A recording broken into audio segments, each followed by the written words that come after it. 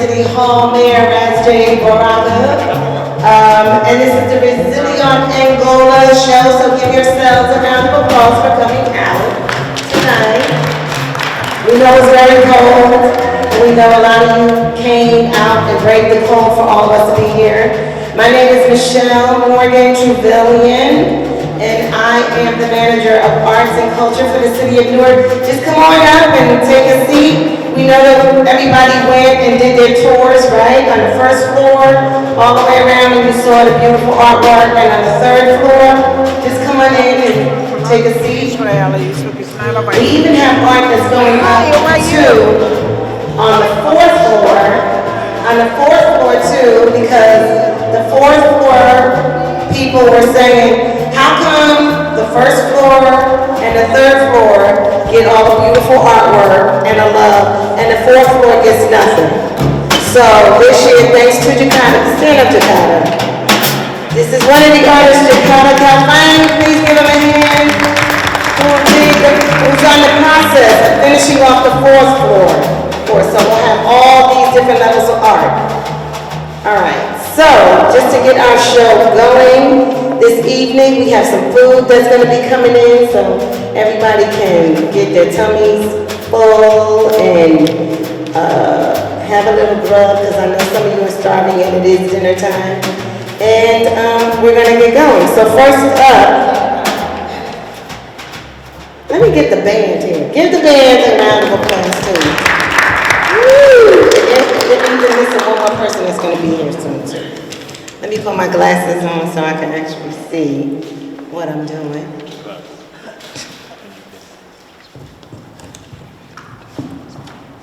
All right. Okay, so I'd like to acknowledge first the partners, the artists, the other artist.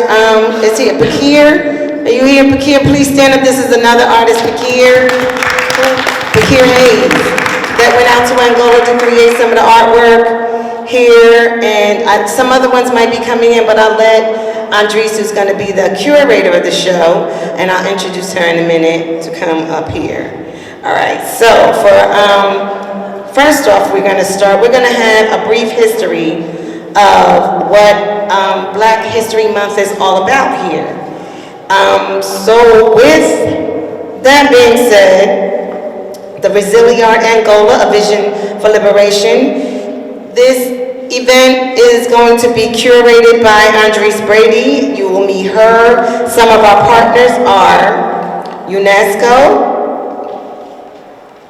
right? Give a hand for UNESCO, along with the City of Newark, and I'm trying to read good and I can't see. The American Schools of Angola.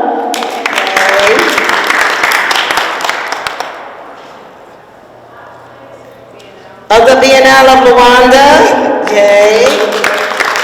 And one more, there's one more partner in there. I can't say it that great. Okay, when Andrece gets up here, she'll tell you the other partner. I'd also like to welcome and give acknowledgement to all the elected officials here that are in the building. There were a few that stopped by. There's some of the council people that came and they waved and they're looking at the artwork here. Also like to recognize Deputy Mayor Lygia DeFrieden.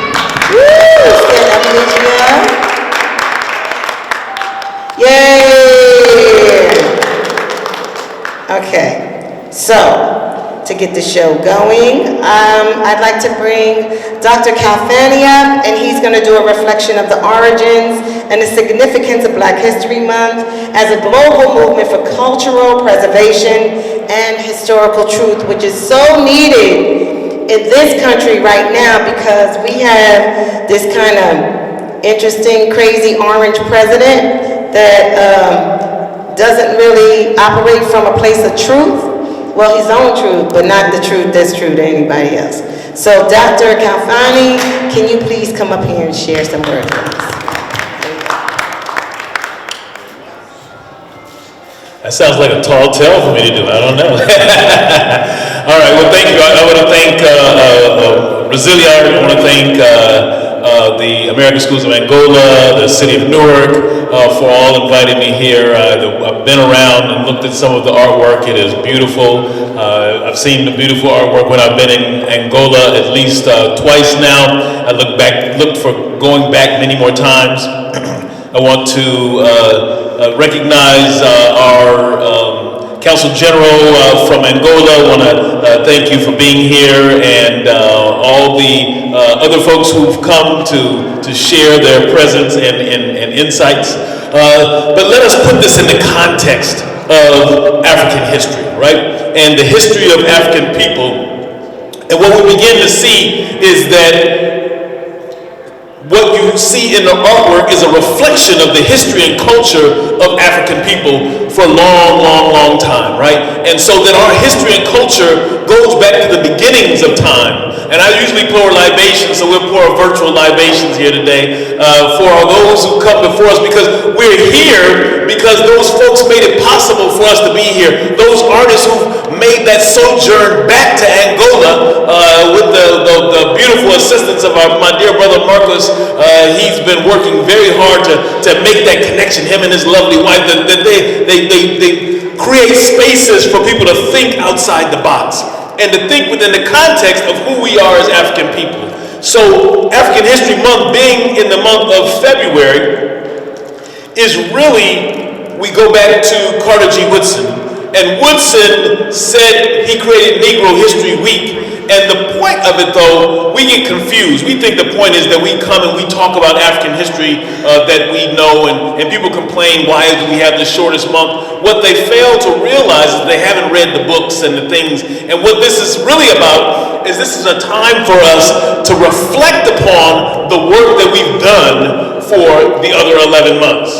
Right? So he wants us to come back and report on the time that we've been out and doing things. And so we're supposed to be doing and celebrating African history culture for the other 11 months. And the short month is the month to say, well, this is what I did. This is what I learned. These are the connections that I made over that time. So I think that those are important things that we've done, that we haven't done, that we need to be doing. So I'm going to actually do 2 seconds of that right now. Right, so this summer I had the chance to go to, or last summer, to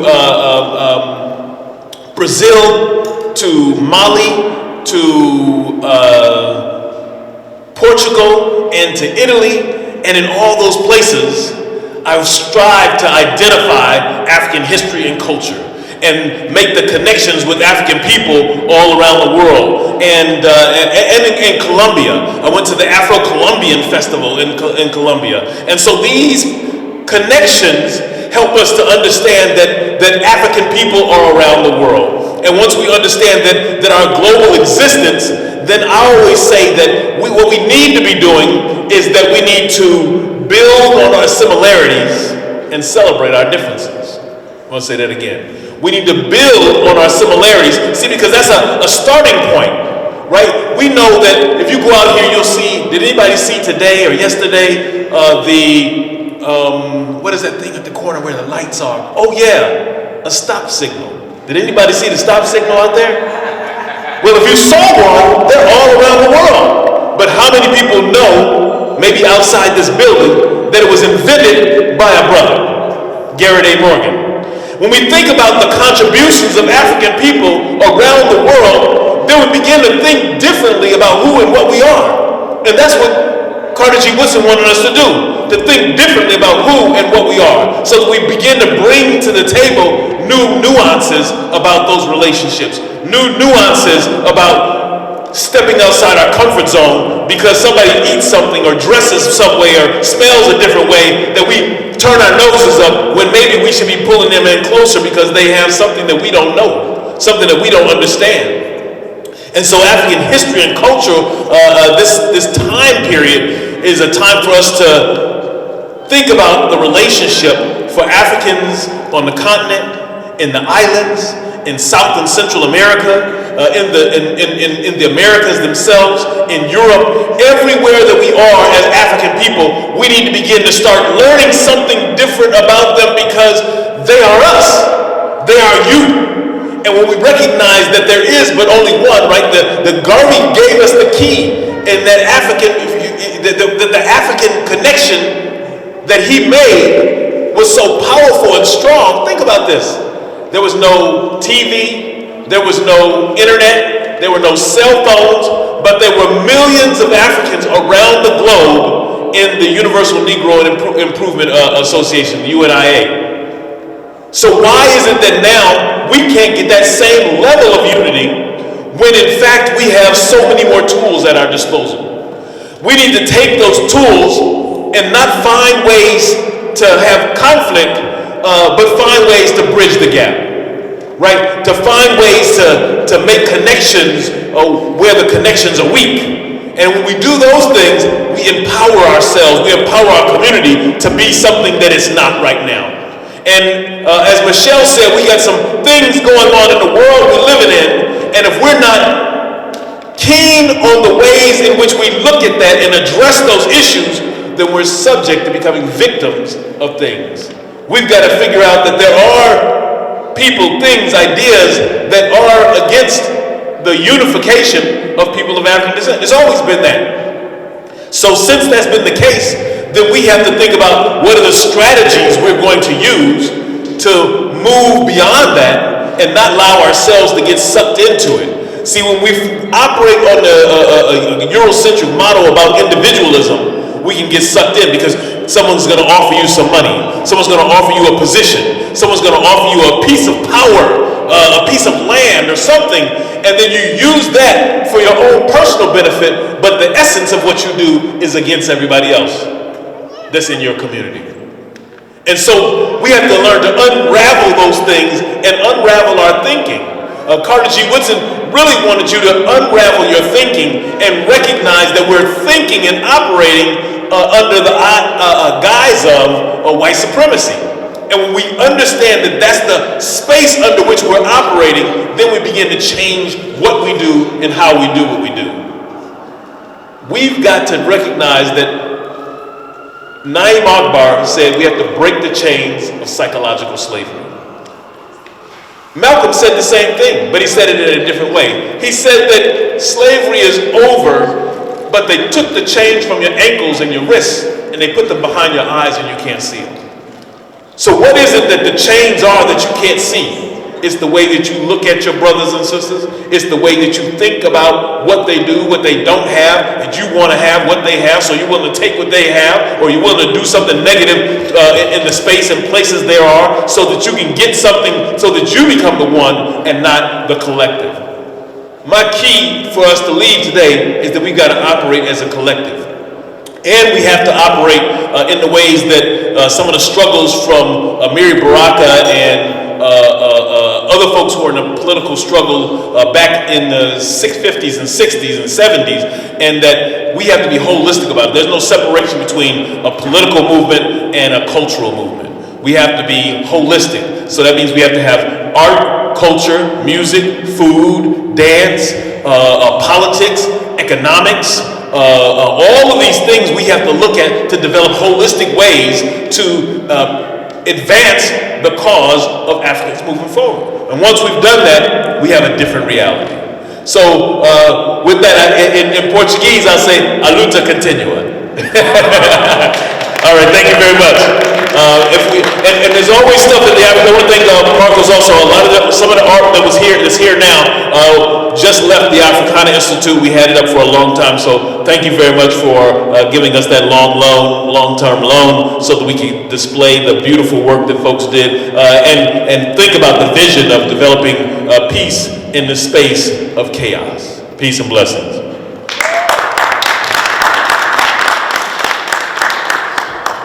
I also want to say, sorry I can't stay with you. I'm headed to a conference, so I'll just be here for just a couple more minutes. No problem.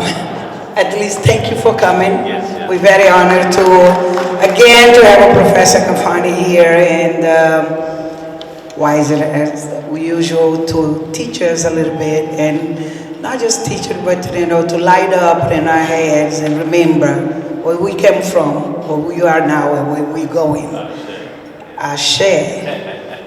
A luta continua e a vitória é certa. That means we're going to win. That's in Portuguese. I continue that. We're very honored to have you here, Ambassador from Angola. Augusta Bessel, and we'd like for her to come in and say a few words. Thank you.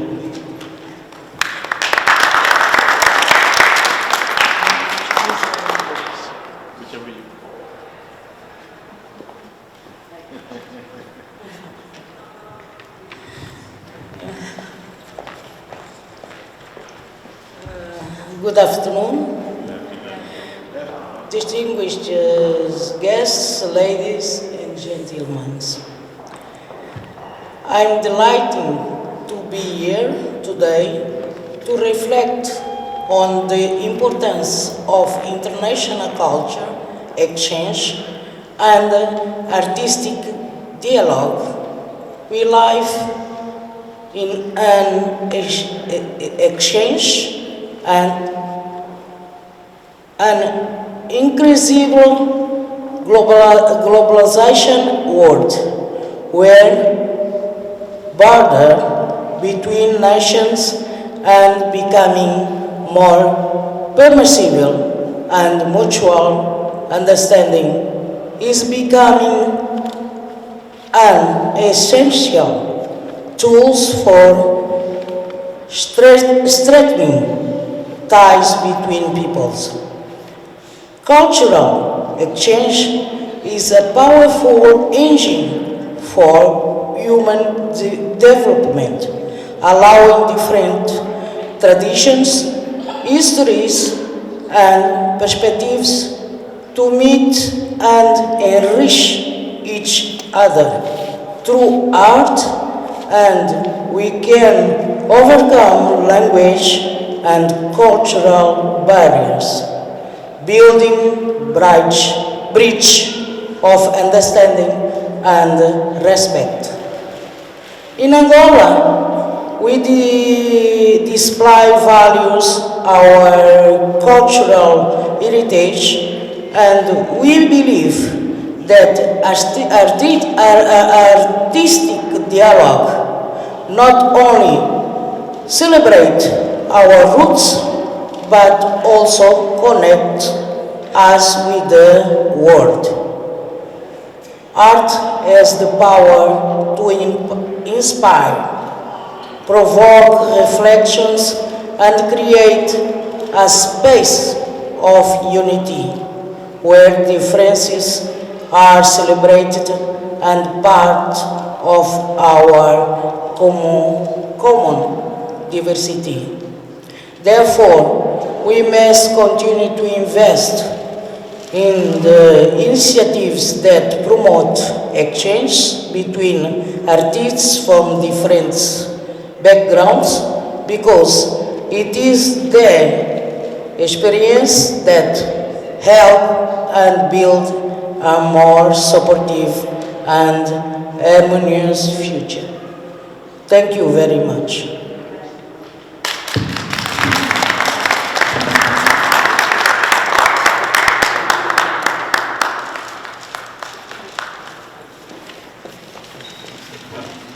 Charisse, before you come in, I'm going to break it, this is not a protocol, and definitely not with the receiving president or prime minister.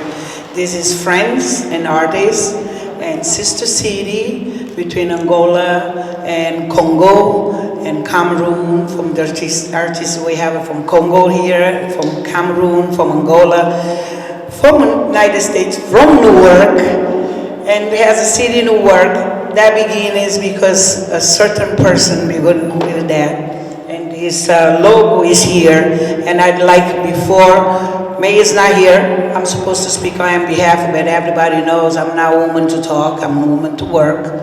So I already say welcome to everybody on behalf of the Mayor Rasbaraka and the entire administration, plus all the municipal, council people. We welcome you here.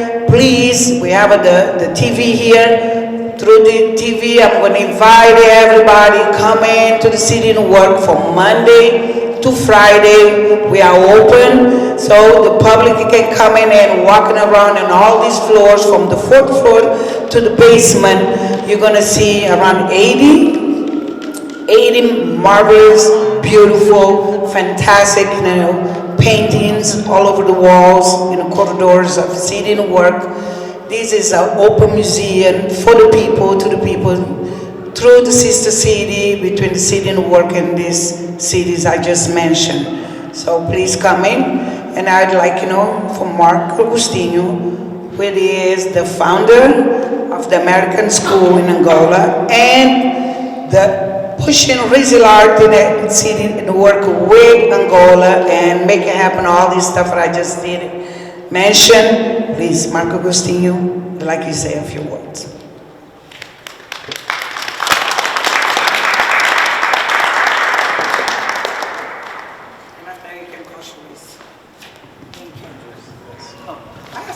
All the time, Andrece.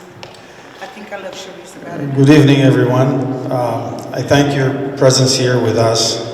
I really want to be brief, but foremost, I wanted to thank all of the artists that participated with us, especially the ones that are present here, that came from Newark, visited us in Luanda. The artwork that we see is a result of a residency that the artists did in Angola, in country. And that residency was between the American artists from Newark with particular artists also from Houston, Texas, because there is a sister city initiative with Houston, together with African artists. And this was a in-depth residency that visited what we are talking about, the independence of Angola, as well as a culture of peace, because it was in September, and the September 21st is International Peace Day. And the result of their residency is what is reflected on their respective artwork. So I really want to thank all of the artists that participated, and I also want to thank particularly Deputy Mayor Ligia de Freitas, who spearheaded the initiative for the Sister City initiative between Luanda and Newark. This is the very first activity that we are having as a result of the Sister City initiative, and I think it will be one of many to come. We're serving ourselves as a platform to educate people about the intercultural exchange, but also to empower the artist. That is the main purpose of what we do. It's to empower artists, and this will be a platform to do just that. It will allow people to come in, look at the artwork, have a conversation, visit different topics that are very important between the Sustainable Development Goals, amongst other social issues, but at the same time, it will give us an opportunity to empower artists for those that would like to take with them a piece of what you see here. So you're going to be able to purchase some of that artwork and support the artists, because that's also what this is about. All of the artwork that is here will be available for those that would like to collect and take a little piece in support of these artists. So without any further ado, again, thank everyone for being here. We sincerely appreciate it, specifically and most importantly for the artists. And I thank Ambassador Bessa also to be here with us, representing Angola. It is very special, and this is going to be one of many different activities that we will have throughout the year. So with that said, let me call on Andrece, who will elaborate more on the curation of all of the artwork and good things. Thank you. Thank you. Thank you, everybody, for taking the time to come here to participate. I just want to first say thank you to Deputy Mayor Ligia de Freitas. Thank you to Michelle Morgan Trevelyan. You guys have made this really possible, and I'm so appreciative of the opportunity to continue to be a part of this program, so thank you. Marcos Augustino, thank you so much for the continued opportunities and also giving a platform for more artists to experience the greatness that Angola has. So it's really special. This art exhibition is really special because we've had 3 different countries essentially come together to create art. And for the artists in curatorial text, it was important for us to talk about things that are happening in the world today. We know that in the Congo, there is a serious genocide and fight for resources. Here in the United States, as we know, we are newly elected president, and so many things have happened just since he's been elected.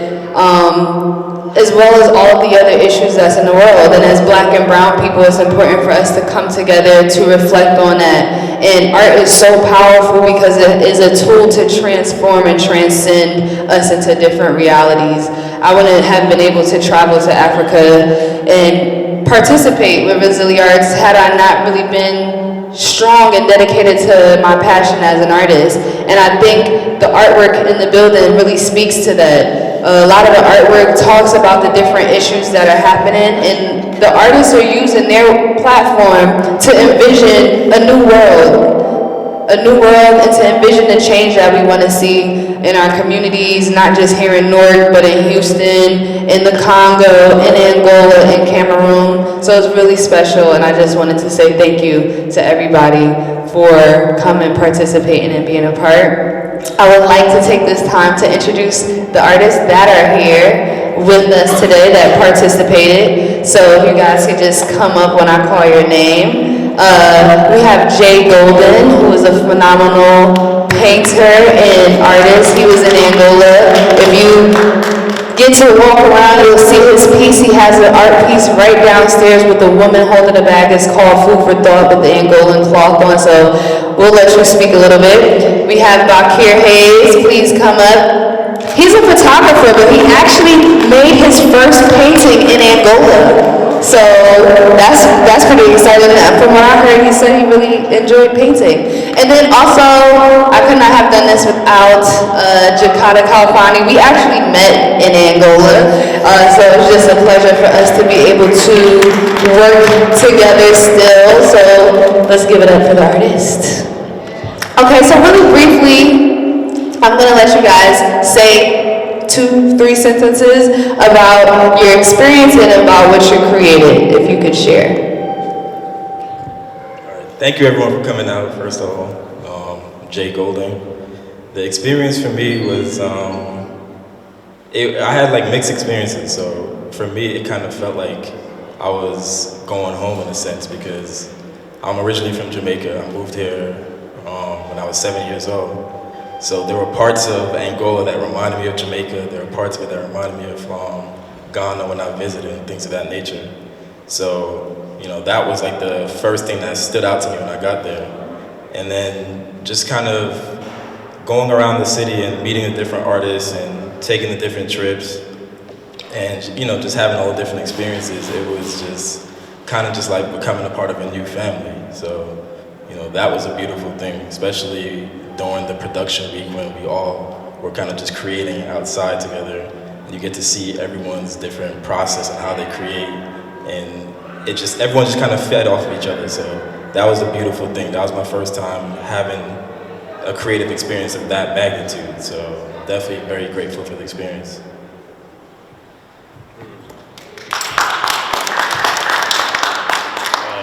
How y'all doing this evening? I had a great experience.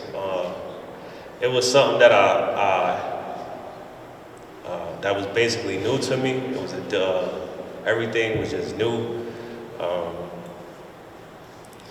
Just from scenery, from being around painters. I went out there for photography, but being around the painters inspired me to grab a paintbrush and start painting. So that was real inspiring for me and real eye-opening. And just being out there, seeing the environment and seeing different people and how they like hustle every day for what they need every day. It was real, it changed my perspective on how it is, how the world is basically. So I enjoyed that experience and it was something that I really, really needed. So thank you for having me.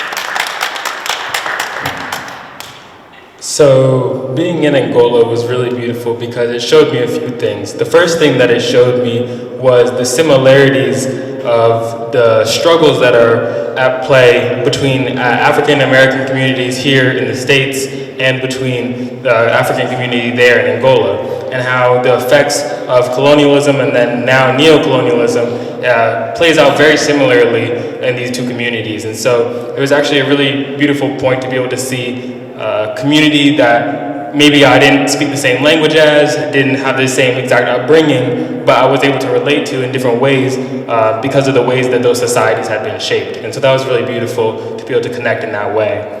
And then additionally, the artistic development that was prevalent in Luanda was so impactful because the artists there in Luanda care so deeply about the work itself, about the community of artists, and they care very deeply about being able to engage with one another, being able to have other people engage with their work, and being able to share their work with their community. And in a scene sometimes here in the States where it can be about materialism, it can be about just wanting to be an artist so that you can be famous. It was really refreshing to see a scene of artists who cared deeply about the work that they were making, the messages behind it, and the ways that art could impact their communities. And so it was a really beautiful time to be able to experience that, to be amongst those communities, and to share those memories with people that are here today. So thank you.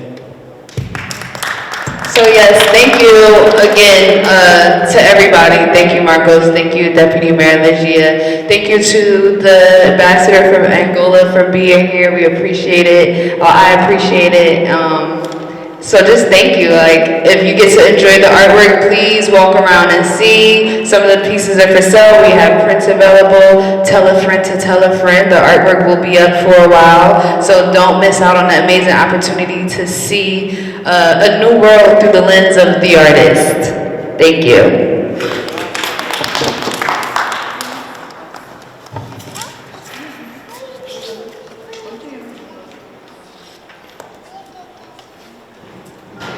Oh, my time isn't up.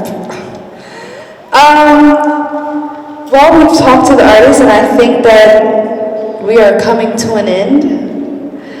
Again, like I said, this has been really an amazing journey. This is our second time being here at City Hall for our exhibition, second installation. So that is due to the persistence and consistency of Dr. Marcos Augustino, who is just so passionate about making these things happen and really advocating for the Angolan artists and community. I think it's beautiful. And it's also shining light because people hear about Africa, and so many people, when I tell people, oh, I went to Angola, they're like, what is Angola? Where is that? Right? So it's kind of in a way like we're putting Angola on the map, making people recognize that also a lot of our ancestry comes from Angola. A lot of African Americans here in the States are direct descendants of Angola, whether they know it or not. So it's just really important, especially during Black History Month, to be able to bridge that gap. So at this time, we will be wrapping up. If you guys would like to walk around to do a tour, myself and some of the artists, we would love to walk you around.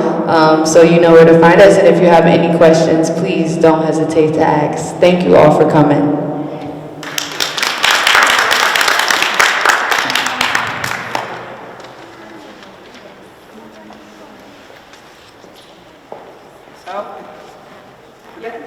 If you guys want to stay with me, I gotta still come go to the office to work. So we have a new people coming. We have a people from Angola here. You know, they'd like to have a tour because they come late, and my colleagues, the commissioners, you know, Michelle, commissioner, you know, I forgot his name, from Nigeria. Anyway, so if you guys, you know, would either want to do the tour, Sarintia, Madame Andrea, you see Andrea? You see that one that was in the belly, and she was like, no, I'm not. Yeah. Anyway, Sheena, did you see the expo? Okay. So I think that we have two groups. You know, if you guys want to divide it and go with them to look at. I don't know what happened with the food. It's still not coming. Okay, thank you.